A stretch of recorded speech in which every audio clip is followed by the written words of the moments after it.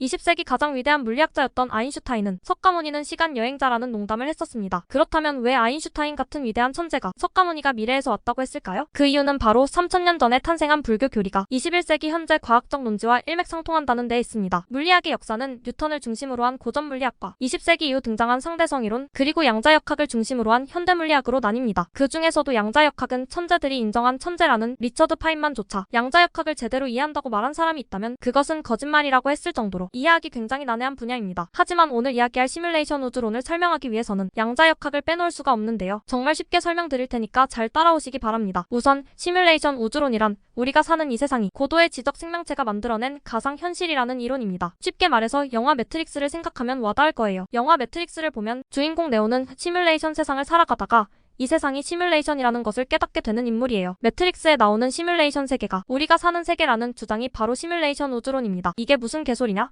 반문할 수도 있지만 나름대로의 일리가 있어요. 시뮬레이션 우주론을 주장하는 학자들은 바로 양자역학의 코펜하겐 해석을 근거로 제시합니다. 코펜하겐 해석을 모르시는 분들을 위해서 이제는 너무나 유명해진 이중슬릿 실험을 정말 짧게 짚고 넘어갈게요. 고전 물리학에서의 빛은 입자성을 띠는 물질이었어요. 뉴턴을 비롯하여 아인슈타인까지 빛의 입자성을 주장하였습니다. 입자성은 더 쉽게 말해서 우리가 야구공을 던질 때를 생각하면 돼요.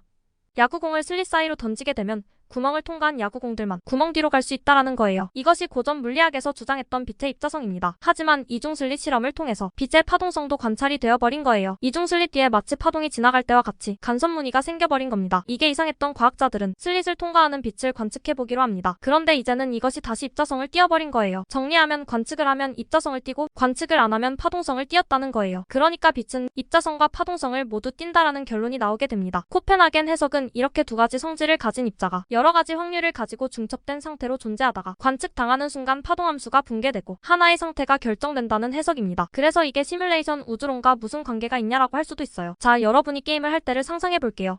게임 속에서는 나와 상호작용하고 있는, 즉 내가 있는 맵만이 나에게 보여지고 내가 존재하지 않는 맵은 그냥 코드로만 존재하게 될 거예요. 또 여러분이 다른 맵으로 이동하게 될 때 그때야 비로소 코드로 존재했던 맵이 내 눈앞에 보입니다. 이것은 컴퓨터에 유한한 리소스를 효율적으로 사용하기 위해서 플레이어가 보는 곳만 연산하고 보지 않는 곳은 연산하지 않았기 때문이에요. 즉 유한한 리소스를 효율적으로 사용하기 위한 목적이라는 것이죠. 하지만 우리가 사는 현실 세계도 이렇게 존재한다면 우리는 시뮬레이션 속에 살고 있는 것일까요? 실제로 MIT 대학의 물리학자 조이어 다부디는 만약 이 우주의 시뮬레이션 우리가 쓰는 컴퓨터처럼 유한한 컴퓨팅 리소스의 문제를 가지고 있다면 이 세계의 물리 법칙 역시 유한한 점으로 이루어져 있어야 한다라는 발언을 한 적이 있었는데 이것이 실제로 증명이 되고 있다는 것이죠. 이전까지는 원자핵을 둘러싸고 있는 전자가 이동할 때 우리가 걷는 것처럼 연속적으로 움직인다고 생각을 했었는데 마치 모니터의 픽셀 단위를 움직이듯이 특정한 점을 순간 이동하고 있는 것이 밝혀졌습니다. 이것을 양자도약이라고 해요.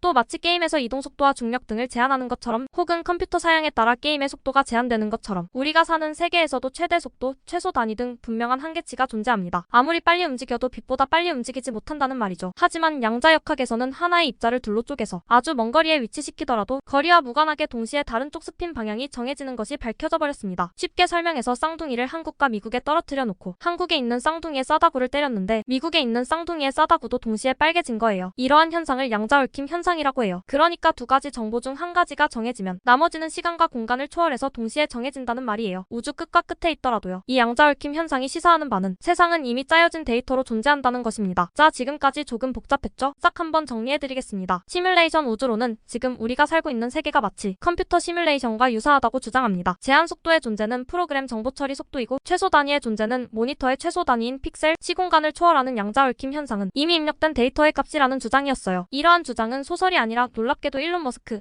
닉 보스트롬을 포함하여 많은 유명한 석학들과 공학자들에 의해 지지받고 있습니다. 더 놀라운 것은 이 가설이 3000년도 더 된 다양한 종교 속에서도 등장한다는 것입니다. 불교에서는 핵심 사상인 일체개공, 즉 모든 존재는 다 실체가 없다라고 말하고 있고 절대자에 의해 창조된 세상을 주장하는 기독교와도 많이 닮아 있다는 것입니다. 저는 이런 생각을 해봅니다. 인터넷이 대중화되고 약 30년도 흐르지 않았습니다. 지금 우리가 쓰는 VR 기기들과 게임의 그래픽들을 생각해 볼 때 발전 속도가 굉장히 빠르다는 것을 알 수 있어요. 그렇다면 1만 년 후의 기술력으로는 현실 세계와 같은 세상을 창조해 볼 수 있지 않을까요? 그렇다면 지금 우리가 살고 있는 세계가 그 10년 후 우리가 개발한 시뮬레이션 속일 확률은 얼마나 될까요? 여러분의 생각은 어떤가요? 세상의 다양한 지식을 전달해드리는 지식 백도씨였습니다. 감사합니다.